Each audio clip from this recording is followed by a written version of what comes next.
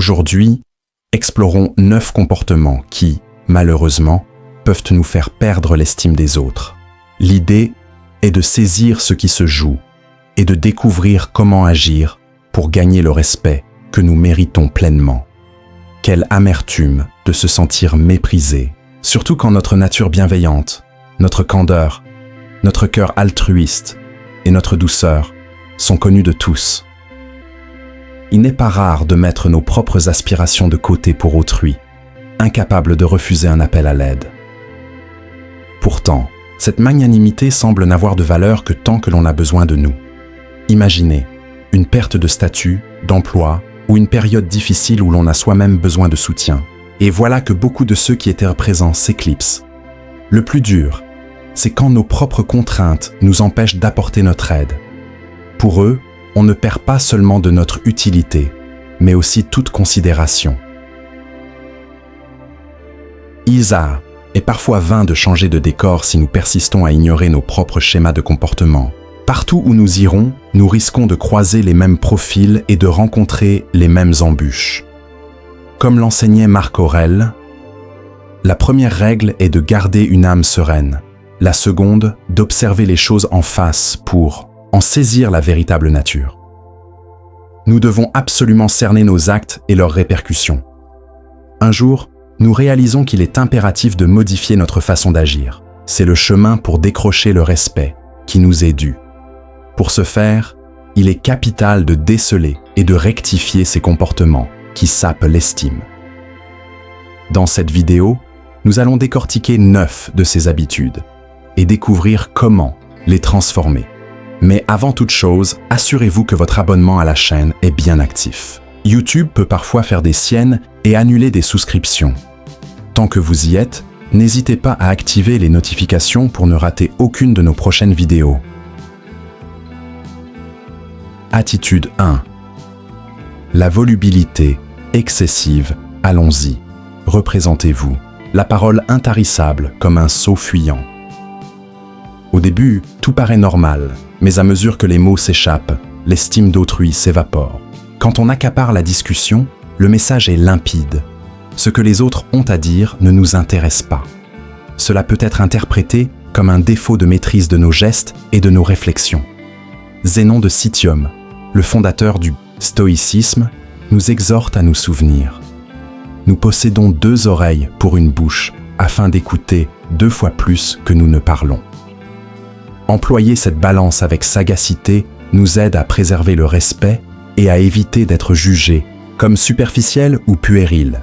Mais rassurez-vous, ce comportement peut être modifié. Le renommé psychologue et écrivain Daniel Goleman, célèbre pour ses recherches sur l'intelligence émotionnelle, avance que la conscience de soi est le secret pour maîtriser l'envie de trop parler.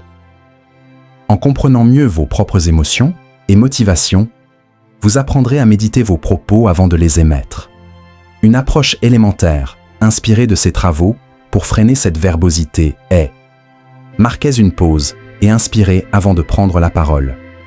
Prenez un instant pour respirer profondément. Ce répit vous permettra de réfléchir et d'évaluer la justesse de ce que vous êtes sur le point d'articuler.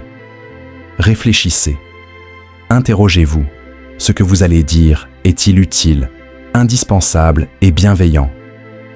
Si la réponse est non, peut-être, est-il préférable de le taire? Exprimez-vous avec discernement. Pesez chaque mot en veillant à ce qu'il enrichisse positivement l'échange. Une autre méthode percutante est l'écoute attentive, formulée par Carl Rogers. Le principe est de privilégier l'écoute à la prise de parole. Lorsque vous prêtez véritablement attention à ce que les autres expriment, vous faites preuve de respect et de considération, ce qui, par ricochet, élève l'estime qu'ils vous portent. L'écrivain Dale Carnegie, célèbre pour son ouvrage « Comment se faire des amis et influencer les autres », a affirmé « On gagne plus d'amis en 2 mois en s'intéressant sincèrement aux autres qu'en 2 ans en cherchant à ce qu'ils s'intéressent à soi. » La qualité d'écoute est une aptitude souvent négligée, mais elle souligne l'impératif de prêter l'oreille et d'accorder de la valeur au point de vue d'autrui. Dompter. L'envie de trop s'exprimer et sélectionner nos mots avec minutie peut considérablement embellir notre existence. C'est comparable à l'ajustement de la voile d'un navire. Cela facilite une navigation plus aisée dans le tissu social. Lorsque vous faites preuve de maîtrise de soi et de respect par vos choix de mots, l'on commence à accorder plus de poids à votre avis et à votre présence. Alors, la prochaine fois que l'impulsion de parler à outrance se manifeste, accordez-vous un instant, respirez et questionnez-vous sur la nécessité réelle de vos propos. Progressivement, en adoptant une démarche plus mesurée et réfléchie dans vos échanges, non seulement vous affinez votre image, mais vous solidifiez également vos liens. Attitude 2. L'art de refuser. Avez-vous déjà acquiescé à une sollicitation, bien que vous sachiez que vous devriez décliner? Chaque acceptation instruit inconsciemment les autres sur la façon de se comporter avec vous. Pour forger un respect authentique dans votre vie, il est impératif de savoir dire non. Ne pas pouvoir refuser et tout avaliser peut sembler une voie vers la tranquillité et l'approbation générale. Pourtant, cette approche mène souvent à l'inverse. Elle érode votre ascendant et la valeur que les autres vous attribuent. Marc Aurèle affirmait: « L'essentiel de nos paroles et de nos actes est superflu. Discerner ce qu'il faut rejeter est tout aussi crucial que de savoir ce qu'il faut accueillir. » Si vous ne tracez pas de frontières nettes et que vous cédez continuellement, vous risquez d'être perçu comme quelqu'un de fragile ou malléable. Cela attire ceux qui cherchent à abuser de votre gentillesse. Il est fondamental de saisir que susciter le respect ne signifie pas systématiquement accorder toutes les requêtes. Au contraire, cela implique de faire valoir vos propres exigences et vos principes, même si cela implique de refuser dans certaines situations, contrariant ainsi les attentes d'autrui. En maîtrisant l'art du refus, vous garantissez que vos relations reposent sur une base de respect réciproque. Car en vous affirmant et en définissant vos limites, vous démontrez que vous vous accordez de l'importance et que vous honorez vos propres besoins.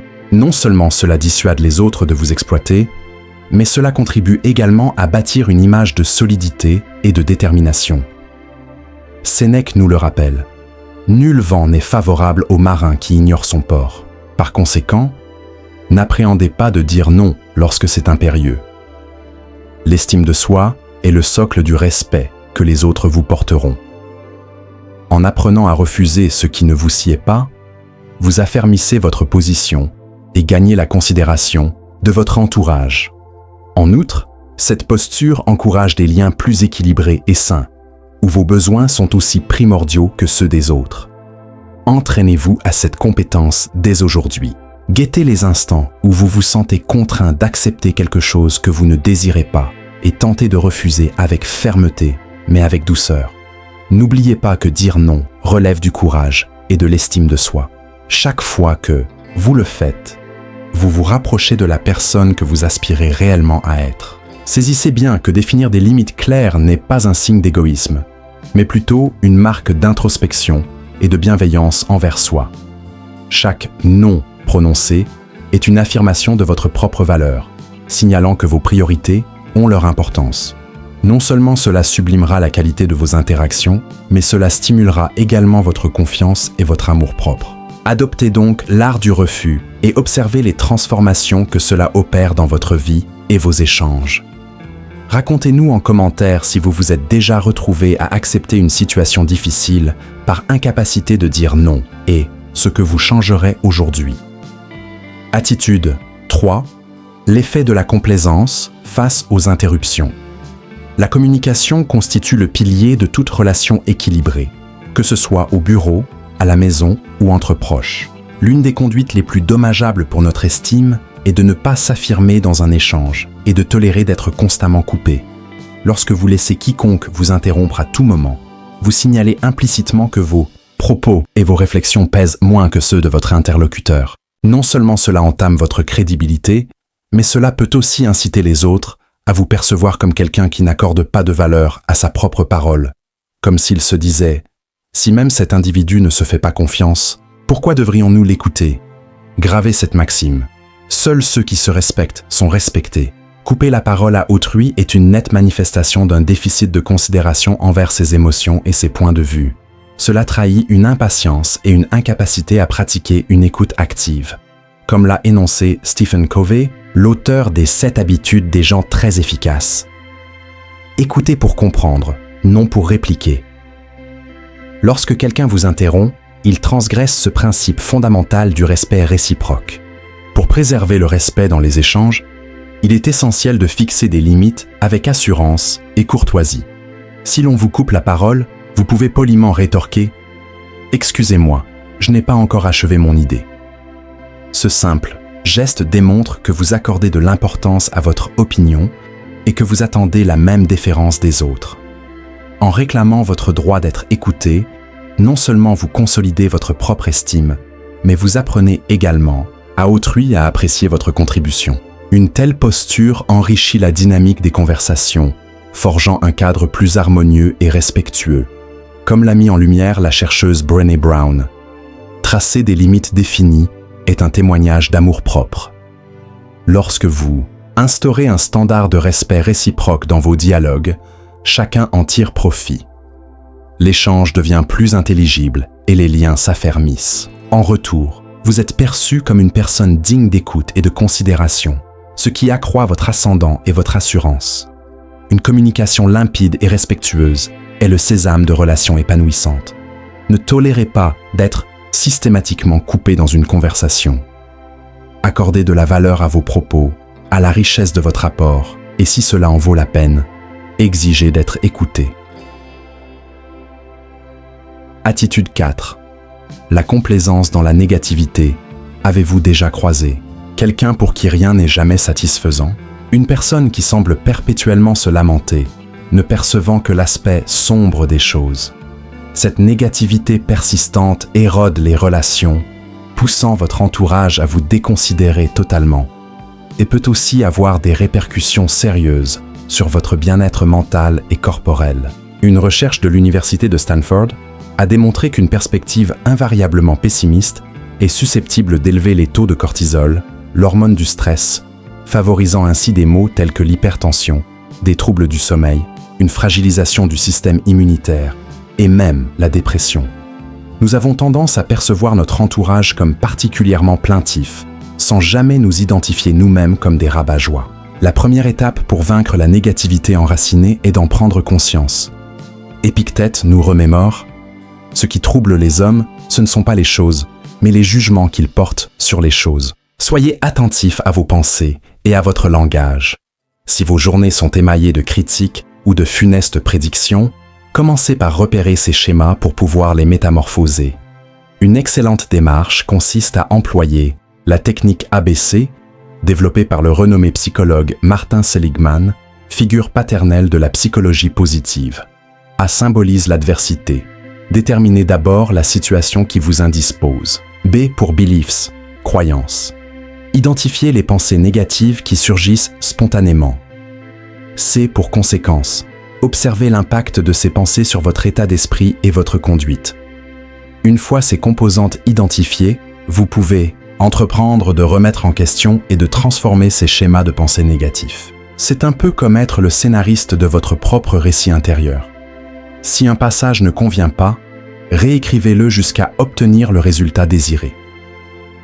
Il est crucial de préciser qu'adopter une attitude positive ne signifie pas ignorer les difficultés concrètes ou simuler la perfection. Il s'agit plutôt d'affronter les aléas de l'existence avec une perspective constructive. Chaque instant offre l'opportunité d'opter pour une meilleure disposition. Au lieu de vous attarder sur les écueils, vous orientez votre énergie vers la recherche de solutions. En cultivant une mentalité axée sur les solutions, non seulement vous embellissez votre propre vie, mais vous devenez aussi une source d'inspiration pour votre entourage. Nul ne désire fréquenter quelqu'un qui discerne un défaut en toute chose. Là où le pessimisme s'insinue, il entrave l'efficacité et l'estime. Soyez dynamique et inventif face aux épreuves, prouvant que la négativité n'a pas sa place dans votre existence. Prenez l'engagement de la bannir définitivement de votre quotidien. Écrivez « non » en commentaire et rompez une fois pour toutes ce cycle de pensées négatives et de démotivation. Affirmez votre maîtrise. Attitude 5. L'excessive gentillesse Sénèque. Le philosophe et écrivain stoïcien a affirmé « Chaque endroit offre l'occasion d'exercer la bienveillance. Une bonté démesurée, initialement perçue comme une vertu, peut Avec le temps, se muer en un poids dont autrui apprend à tirer parti, entraînant ainsi une érosion complète du respect. Se montrer constamment affable, en plaçant systématiquement les désirs des autres avant les siens, peut amener à douter de votre capacité à tracer des frontières. Non seulement cela affaiblit votre propre estime, mais cela projette aussi l'image d'une personne incapable de défendre ses propres atouts. C'est un peu comme si votre esprit était une alarme perpétuellement active, sans cesse aux aguets des besoins d'autrui, tout en négligeant les vôtres. Lorsque vous cédez aux caprices d'autrui, particulièrement face à des conduites déplacées ou abusives, vous émettez un signal clair.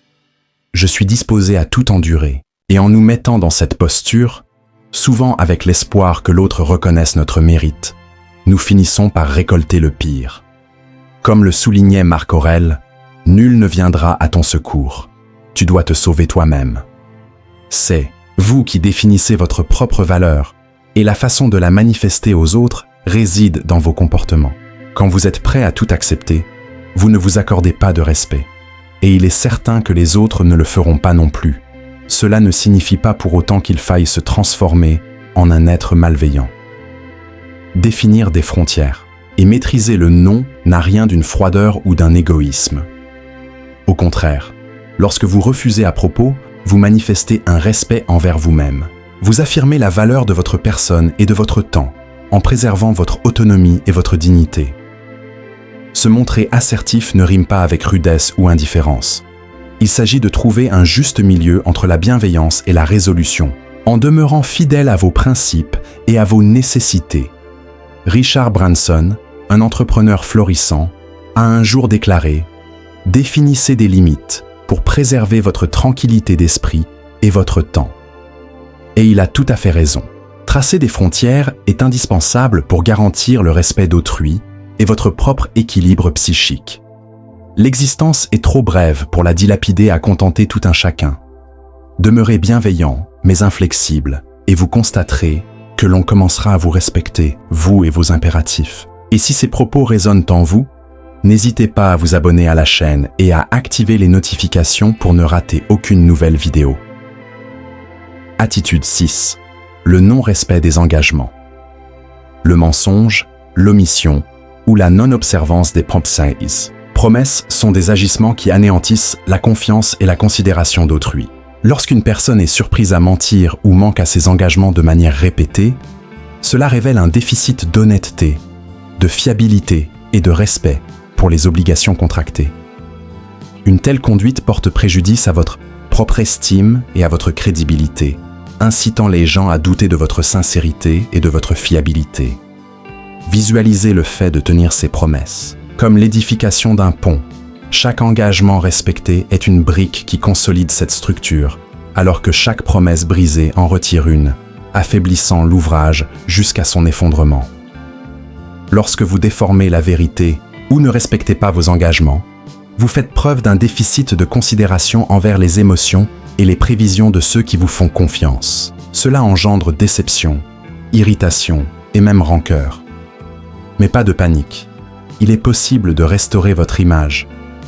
Adoptez d'abord la méthode du « promettre moins, réaliser davantage ».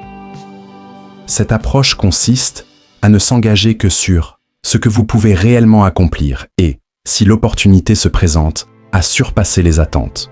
Cela contribuera non seulement à restaurer la confiance d'autrui en vous, mais aussi à fortifier votre propre estime et votre sens des responsabilités. Une autre tactique payante consiste à cultiver une communication transparente et sincère. Si vous pressentez que vous ne pourrez honorer un engagement, prévenez l'intéressé dans les plus brefs délais, en exposant la situation avec honnêteté et en suggérant une solution de rechange. Cette démarche atteste que vous accordez de l'importance aux sentiments et aux anticipations d'autrui et que vous tenez à préserver la fidélité de votre parole. Souvenez-vous, briser ses promesses revient à lancer des pierres sur sa propre vitrine. La confiance, une fois fissurée, est ardue à rétablir. Dès lors, accordez de la valeur à vos paroles, respectez vos engagements et observez la restauration, du respect et de la confiance dans votre vie. Attitude 7. L'égoïsme. L'égocentrisme et la tendance à l'exhibition sont des attitudes capables d'éroder promptement l'estime qu'autrui vous porte. Quand une personne se glorifie de ses succès, affichant ses accomplissements sans égard pour l'intérêt ou le consentement des autres, cela peut être jugé comme de l'arrogance et un manque de sensibilité. Les individus aspirent à être entendus et appréciés, et l'égocentrisme les pousse à se sentir négligés et dévalorisés. Il est naturel et sain de ressentir de la fierté pour ses réalisations et de désirer partager sa joie. Cependant, exhiber constamment vos victoires, notamment devant des personnes nouvellement rencontrées, peut générer un malaise et amoindrir rapidement le respect de ces dernières. Il est primordial de trouver un équilibre entre le partage et la modestie. En définitive, l'égoïsme agit comme un répulsif social. Personne ne souhaite passer du temps avec quelqu'un qui ne perçoit que ses propres nécessités et aspirations. Pour conquérir la considération d'autrui, il est essentiel d'adopter une stratégie plus nuancée. Au lieu de vous focaliser uniquement sur vous-même, manifestez un intérêt sincère pour les récits et les vécus des autres. Entamez une écoute attentive et accordez de la valeur à ce qu'ils ont à exprimer. Cela révèle de l'empathie et du respect, augmentant ainsi la considération et l'estime qu'ils vous portent. Une autre approche percutante est de cultiver la gratitude et la reconnaissance. Plutôt que de mettre en scène vos accomplissements, reconnaissez et mettez en lumière les contributions d'autrui. Partagez vos réussites avec modestie et cherchez toujours à célébrer les triomphes de vos pairs et de vos amis. Non seulement cela fortifiera vos liens, mais cela accentuera également le respect mutuel. Comme l'a si bien formulé l'autrice Brené Brown, la gratitude ne modifie pas le décor qui vous entoure, mais elle vous transforme. Et cette vérité s'applique à tous les aspects de la vie. Pour célébrer vos victoires, il n'est nul besoin de déprécier quiconque. D'ailleurs, si vous souhaitez manifester votre appréciation pour ce contenu, un simple clic sur « J'aime » et un abonnement à la chaîne suffisent. C'est un geste modeste, mais il nous encourage à continuer à produire des vidéos comme celle-ci. Attitude 8. L'action. Motivé par l'intérêt, lorsqu'un individu manifeste de l'intérêt uniquement pour se rapprocher de personnes susceptibles de lui procurer des bénéfices concrets, tels qu'un véhicule, des fonds ou un statut social. Cela dévoile un déficit de sincérité et d'authenticité dans ces échanges. Ces individus altèrent fréquemment leur conduite en fonction de la personne présente. Ils traitent certains avec amitié et affection, tandis qu'ils négligent, voire dédaignent, ceux qui ne peuvent rien leur apporter. Des recherches démontrent que le manque d'intégrité et de loyauté affaiblit la confiance, incitant les autres à douter de leur véritable motivation. Les gens perçoivent quand ils sont traités différemment et s'en éloignent. C'est comme si leur comportement était un masque qui finit par chuter, dévoilant la réalité de leurs agissements. Plutôt que de bâtir des relations véritables, cette attitude engendre un climat de défiance et de déconsidération. Pour acquérir et conserver l'estime d'autrui, il est crucial d'être authentique. Traiter chacun avec la même considération, indépendamment de ce qu'il peut offrir, révèle une personnalité solide et digne de confiance. Les liens fondés sur l'honnêteté et le respect réciproque sont infiniment plus précieux et pérennes. Interrogez-vous. Est-ce que je traite cette personne avec sincérité ou avec des motifs cachés? L'introspection est fondamentale pour forger l'intégrité. Agir par intérêt, c'est bâtir des châteaux de sable au bord de la mer. Cela peut paraître majestueux au début, mais avec le temps, tout s'effrite. Pensez à un moment de votre vie où vous vous êtes senti instrumentalisé. Nous avons tous éprouvé ce sentiment d'une manière ou d'une autre, et nous savons à quel point cela peut être désobligeant. Pour cette raison, ne faites pas subir aux autres ce que vous n'aimeriez pas subir vous-même. Cultivez l'authenticité et traitez tout le monde avec déférence. Attitude 9. Le comportement irrespectueux. Visualisez le manque de respect comme un miroir brisé. Chaque fois que vous manquez d'égard envers quelqu'un, il se fragmente davantage, renvoyant une image déformée de votre être. Le respect est une voie à double sens.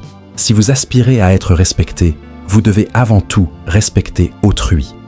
Lorsque vous ne manifestez aucune déférence, cela signifie que vos préoccupations personnelles priment sur les nécessités et les opinions des autres. Prenons l'exemple de celui qui s'obstine à toujours avoir raison. Cette personne se soucie davantage d'avoir le dernier mot que d'écouter et de respecter le point de vue d'autrui.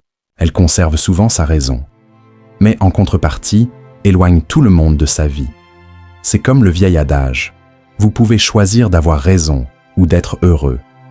Ou, comme Épictète l'a affirmé, le désir et le bonheur ne cohabitent pas dans le même espace. Nous pouvons choisir d'être heureux et de vivre avec sagesse, ou bien de nous accrocher à nos désirs de possession, à notre égoïsme et à la conviction d'être supérieur aux autres. Nous avons une vidéo sur la chaîne qui approfondit ce sujet. Vous pourrez la visionner une fois celle-ci terminée. Poursuivons.